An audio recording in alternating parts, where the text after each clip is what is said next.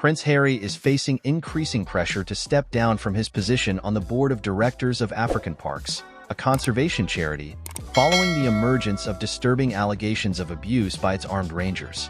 African Parks is a non-profit organization that manages national parks in Africa to protect wildlife and combat poaching.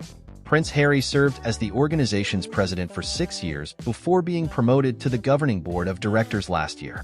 A new book titled Entrepreneurs in the Wild has raised serious allegations about African Parks operations. The book, which is the result of a 3-year investigation by a Dutch journalist, claims that armed rangers employed by the organization have engaged in rape, torture, and abuse. According to the allegations, the rangers have tied up poachers, beaten them, and used other brutal methods to extract information. While some people may not have sympathy for poachers, it's important to note that many of these individuals are members of tribal communities who have traditionally hunted for food. Impact on local communities. The allegations have raised concerns about the organization's approach to conservation and its impact on local communities. Some critics argue that African Parks' militarized approach to protecting wildlife is inappropriate and interferes with the traditional lifestyles of these communities. In light of these allegations, there have been calls for Prince Harry to step down from his position on the board of directors of African Parks.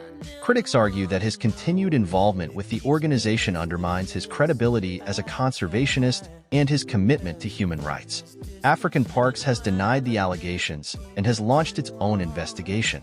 The organization claims that the book is poorly written and researched, and that the sources are unreliable. The allegations against African Parks have put Prince Harry in a difficult position. He has been a vocal advocate for conservation and has expressed concern about the plight of people in Africa. However, he must also consider the credibility of the allegations and the potential impact of his continued involvement with the organization. The allegations against African Parks also raise broader questions about the role of Western conservation organizations in Africa.